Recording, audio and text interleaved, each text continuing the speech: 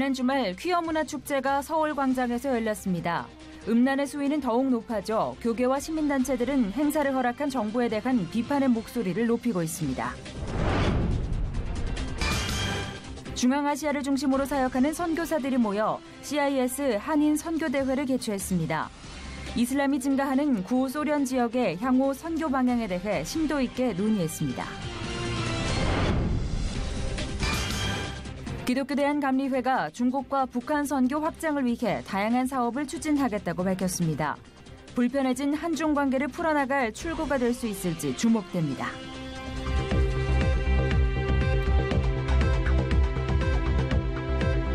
여러분 안녕하십니까? 양인순 목사입니다. 내년도 최저임금이 7,530원으로 결정됐습니다. 이로써 최저임금 만원 시대에 한 걸음 다가서게 됐는데요. 노동자 측과 소상공인들 측은 서로 다른 아쉬움으로 이번 결정을 바라보고 있습니다. 어디에서나 갈등은 발생합니다. 이렇게 희망과 우려가 공존할 때 결국 우리가 바라보는 것이 우리 미래를 결정합니다. 부정보다는 긍정, 우려보다는 희망으로 미래를 바라보는 대한민국이 됐으면 좋겠습니다. 첫 순서로 교계 뉴스부터 전해드립니다. 서울의 중심지인 서울시청 앞 광장에서 또 한 번 퀴어 축제가 개최됐습니다. 음란의 수위는 더욱 높아졌으며 여전히 광장 사용 수칙은 무시되고 있었습니다. 김보림 기자입니다. 서울의 중심지인 서울광장이 성소수자들을 위한 공간으로 변한 지난 15일. 지나치게 선정적이라는 비판을 받고 있음에도 불구하고 참가자들의 노출과 음란 수위는 더욱 노골적이었습니다. 또한 서울광장 사용 수칙을 어기는 불법 행위들이 속출했습니다. 망삭 팬티와 속옷만을 착용한 것도 모자라 아예 자신의 신체 부위를 노출한 이들도 있었습니다. 부스에선 각종 성인용품과 그들의 사상을 담은 관련 상품을 전시해 판매하고 있었습니다. 또 퀴어 축제가 벌어지는 서울광장 잔디 곳곳에선 쓰레기가 나뒹굽니다. 거기에다 금연도시 조장을 위해 힘쓰겠다는 클린도시 캠페인을 비웃기라도 하듯 담배를 태우기도 했습니다. 광장 이용 수칙에 위반하는 음주와 성기 모양의 먹거리 판매, 동물 반입 등 법을 어긴 행동을 일삼는 것으로 확인됐습니다. 이를 지켜보는 시민들은 눈살을 찌푸리며 놀란 가슴을 쓸어내립니다. 너무나 음란해서 굉장히 많이 놀랐습니다. 젊은 사람들이 저렇게 할 수 있도록 그 배후에서 도와주는 어른들이 더 나쁘다고 생각하고요. 더 반성해야 된다고 생각합니다. 이 밖에도 국가기관으로서 이번 제18회 축제에 처음으로 참석한 국가인권위원회와 소수교계 관련 집단 역시 사랑과 인권 보호 아래 잘못된 길을 걷고 있는 동성애를 옹호 조장한다는 비판을 받았습니다.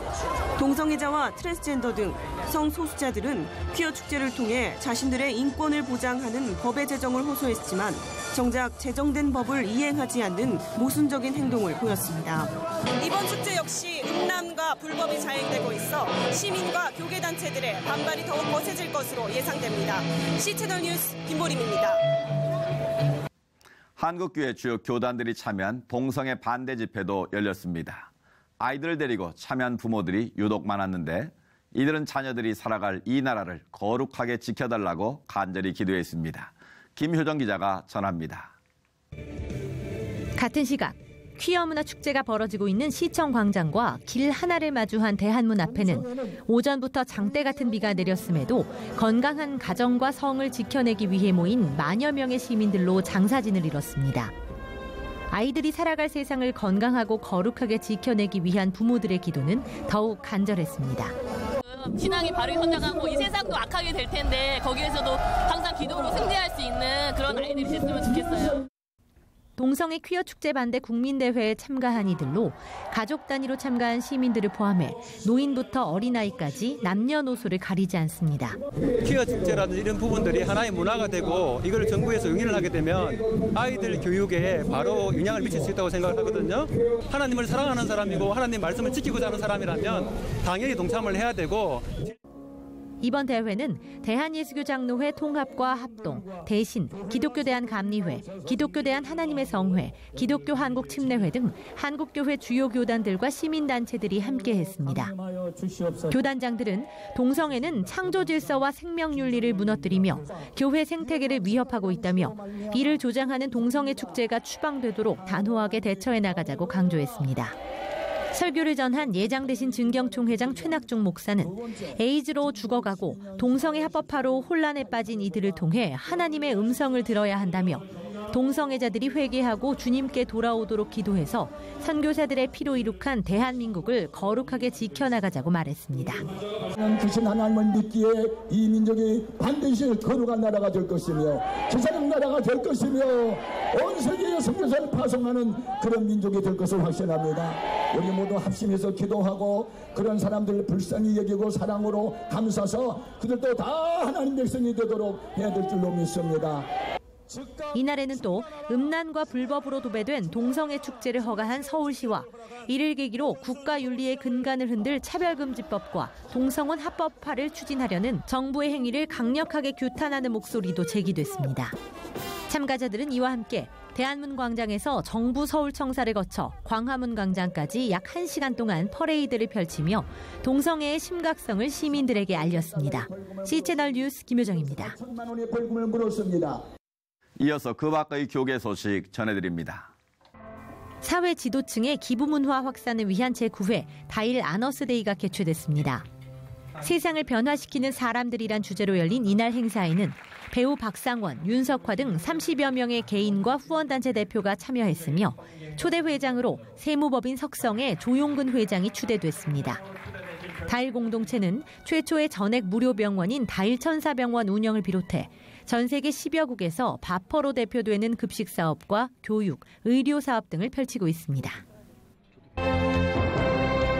한국교회연합 바른신앙 수호위원회가 김창영, 김경증 목사 등 최근 신천지 예수교 증거 장막 성전 이만희에 대한 토론회를 개최한 단체와 인사들에 대해 한국교회가 예의주시할 것을 당부했습니다.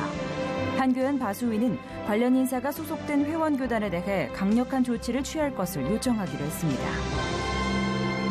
한국기독교총연합회 임시총회가 오는 8월 24일 목요일 오전 11시로 확정됐습니다.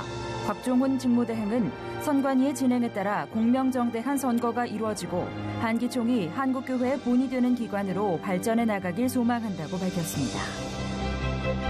한국기독교교회협의회 화해통일위원회 23명 대표단이 한반도 평화조약 체결을 위한 유럽 캠페인의 일정을 마치고 귀국했습니다. 대표단은 독일 라이프치히에서 열린 WCRC 총회에 참석해 조선그리스도교연맹 대표단과 8.15 평화통일 남북 공동예배를 위한 실무회의를 가지기도 했습니다. 한국 YWCA 연합회가 문재인 정부의 성평등 정책 약속을 이행할 것을 촉구했습니다. YWCA는 청와대 탁현민 행정관 등 여성차별적이고 비상식적인 여성관을 가진 인사의 사퇴와 대통령 직속 성평등위원회 설치 등을 요구했습니다.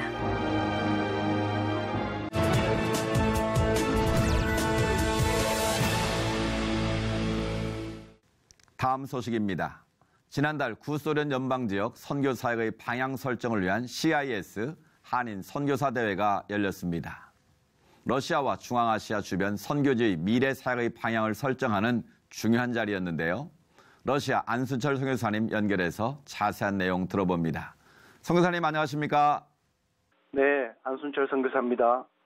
네, 반갑습니다. 구소련 연방지역에서 사역하는 선교사들이 한 자리에 모이셨다고 들었습니다. 어떤 분들이 어떤 내용으로 함께 하셨는지 먼저 소개 부탁드립니다. 지난 6월 6일부터 3박 4일 동안 제19차 CIS 한인 선교사 대회가 러시아의 제2의 도시 성피터스버그에서 개최되었습니다. 구소련 15개 국가에서 사역하는 한인 선교사들을 대상으로 하는 이번 대회에는 러시아와 중앙아시아 등의 지역에서 사역하는 선교사와 그 가족 약 350명이 참석하였습니다. 1992년 모스크바에서 창립된 본 대회는 매년 구소련의 주요 도시에서 개최되었는데요. 이번에는 지난 2015년 그루지아 대회에 이어 2년 만에 러시아에서 개최되었습니다. 이번 대회에는 러시아의 주요 지역에서 사역하는 선교사들뿐만 아니라 중앙아시아와 우크라이나, 그루지아, 그리고 몽골에서도 참석을 했습니다. 앞으로 10년 무엇을 할 것인가라는 주제로 열린 본 대회에서는 지난 20여 년의 한인 선교사들의 사역을 되돌아보면서 향후 10년 동안 어떤 사역의 방향을 정하고 어떻게 그 사역을 이루어 갈 것인가에 초점을 맞추어 논의하는 시간을 가졌습니다. 구소련 지역의 선교의 어려움이 가중되고 있다는 소식이 전해지고 특히 이슬람 지역으로 분류되는 중앙아시아 국가들에서의 선교 사역의 어려움이 부각되는데 이번 대회가 선교사님들에게도 위로의 자리가 되었는지요? 어떻습니까? 지난해 7월에 러시아에서 발효된 종교법 조항의 여파로 러시아 지역에서의 선교 사역 위축에 대한 많은 우려가 있습니다. 또한 중앙아시아와 구소련 대부분의 지역에서도 테러와 극단주의 운동에 대한 국가적 경계심이 깊어지고 있습니다. 이 가운데 이슬람 극단주의는 가장 큰 경계의 대상이 되고 있고 우즈베키스탄에서는 광범위한 선교사 추방도 있었습니다. 이러한 일련의 상황들은 한국 선교사에 의한 구소련 지역에서의 선교운동에 대한 방향을 깊이 생각해야 하는 당위성을 갖게 했습니다. 이러한 가운데 개최된 이번 대회에서는 지구촌 기독교 선교의 위치와 그 가운데 있는 선교사들의 미래의 준비에 초점을 맞추어 특강이 진행되었고 저녁 집회에서는 영적인 부흥과 내면의 상처를 치유하는 시간을 가졌습니다.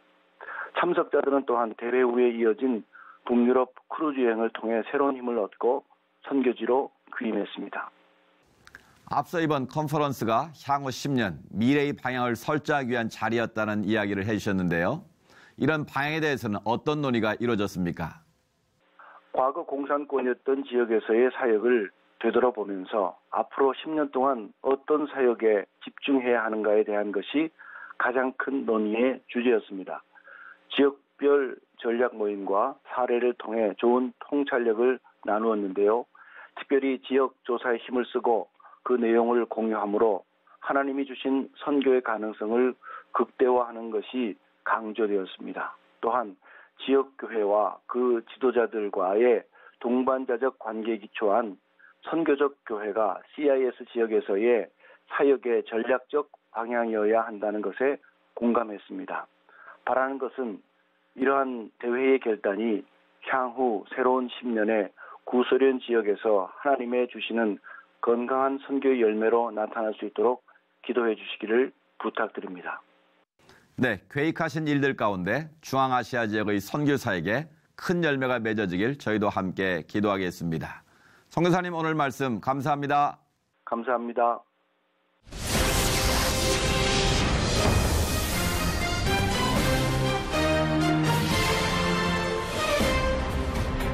최근 사드 문제를 비롯해 선교사 추방 등 표면적으로 불편함을 드러내는 중국 때문에 한중 관계에 어려움이 많았습니다.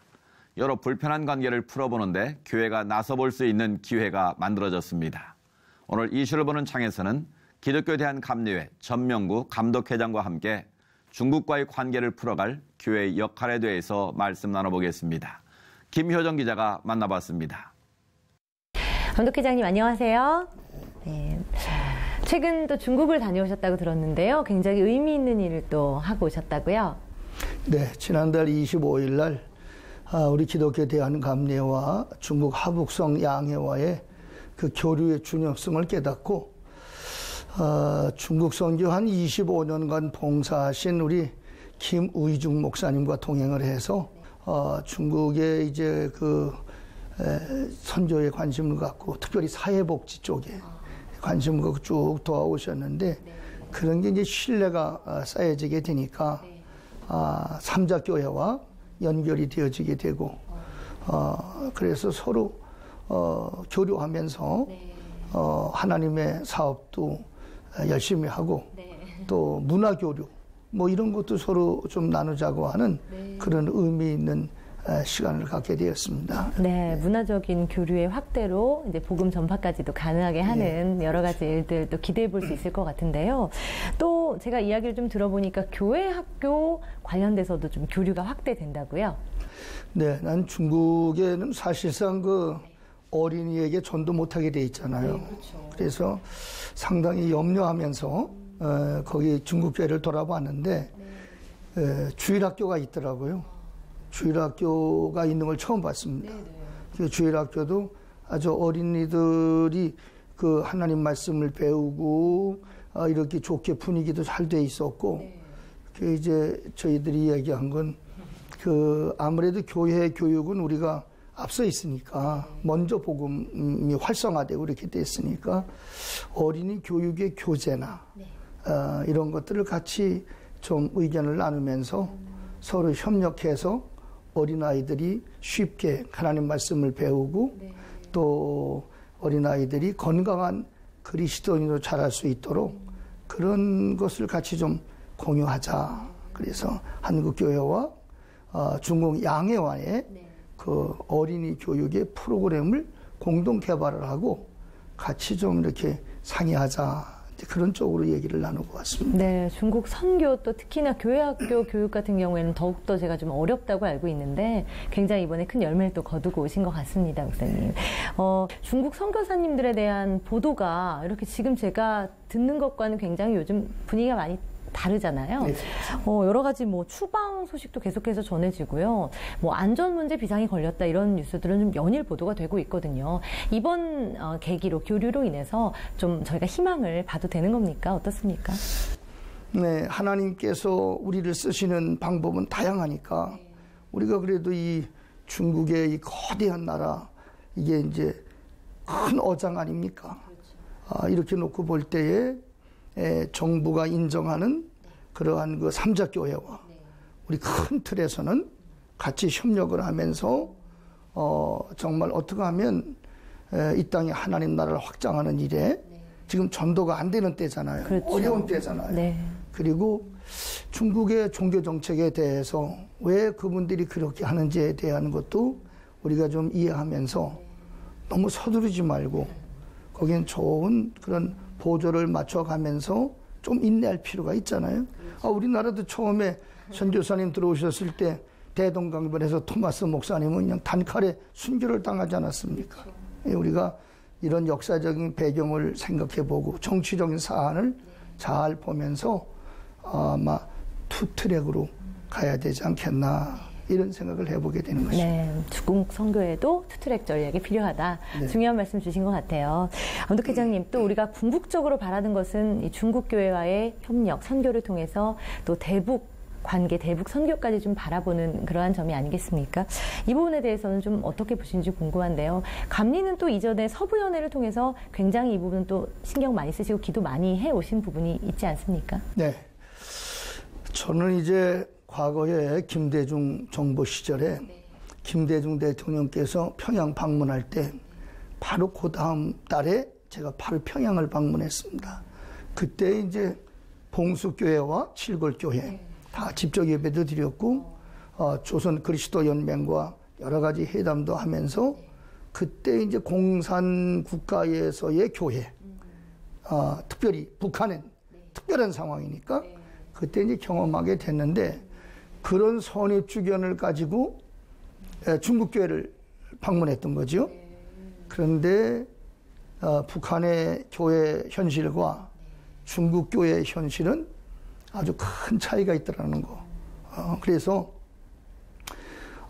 우리가 남북 분단 60여 년 이 세월의 차이를 인정하면서 좀 우리도 서부연을 통해서 꾸준히 북한 지원을 하고 관계를 갖고 있는데 좀 더 인내심이 필요하다 이런 생각을 갖고요.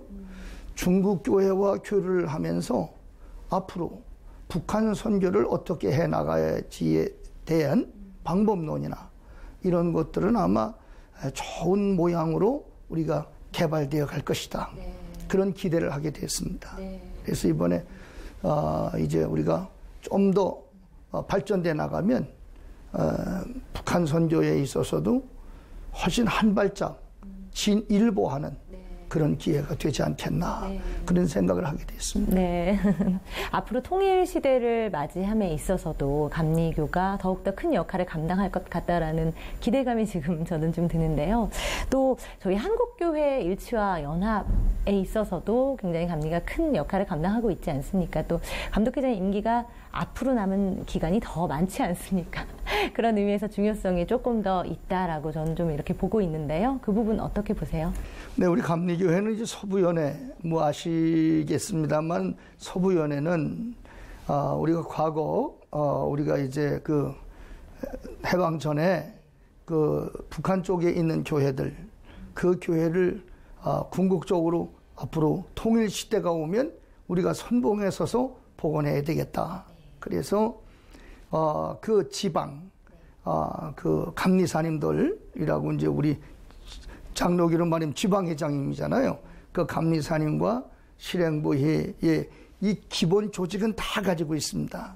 그래서 성도들만 사실은 북한에 있으니까 남한에서 이제 그런 조직을 가지고 끊임없이 북한 선교 정책이나 통일 후에 대비하는 문제나 이런 문제에 대해서 기도하고 연구하면서 그리고 남북관계가 좋아졌을 때에는 우리 서부연회를 통해서 의료품이나 식료나 뭐 기타 등등을 끊임없이 지원해 왔습니다. 북한에 또 나무 심기라든가 뭐 이런 거 지금도 하고 있습니다. 특별히 제가 이제 감독회장이 되면서 우리 그 개신교회도 각 교단별로 다 이제 이렇게 북한 선교에 관심을 갖고 기도한다는 건 참 하나님의 특별하심이라는 이렇게 믿습니다. 그러나 이제 한국교회가 지금 한국의 제1대 종교로 발돋움했지 않습니까? 과거까지만 해도 우리 스스로를 너무 몰랐던 거죠. 우리가 물론 이제 한때는 1,500만까지 뭐 얘기도 하고 그랬습니다만은 선교가 안 되고 그러니까 그래도 우리가 지금 많이 이렇게 어렵지 않을까 그랬는데 실제로 조사해 보니까 1,000만 가까운 우리 기독교인이 한국 일대 종교가 됐단 말이에요. 그렇다면 북한에 대해서도 앞으로 선교 정책을 해나가고 그럴 때에 창구가 하나가 돼서 한국교회가 의견을 모두고 또 여러 가지 그 재원이나 또 이런 방법론이나 이런 걸 공유하면서 정말 북한에다 어떻게 우리가 도움이 될 건가 그리고 어떻게 복음을 전할 것인가 이런 것을 공동으로 같이 해야지 다 산발적으로 일을 하다 보니까 거기 문제점이 있지 않나. 이번에 이제 지금 방금 말씀하신 것처럼 한국교회가 우리 종교개혁 마르틴 루터 종교개혁 500주년을 맞이하면서 일치화 하나되는 운동을 전개하지 않습니까? 그래서 이렇게 하나됨으로 말미암아 대북 지원이나 선교나 이런 문제도 통일 창구를 만들어서 같이 이렇게 협력해 나가면 국가 정책 또 교계에서 기도하는 제목들 이런 것들을 아우러가면서 선교하면 훨씬 효과적으로 우리가 대북 관계를 유지할 수 있지 않겠나 그런 생각을 가지고 있습니다. 네, 오늘 굉장히 복합적인 이야기들 다양하게 들려주셨습니다. 중국 선교, 또 대북 선교, 나아가서 한국교회 연합과 일치를 위한 여러 가지 노력들까지 저희도 감독회장님의 앞으로의 행보 응원하고 함께 기도하도록 하겠습니다. 오늘 말씀 감사합니다. 네, 고맙습니다.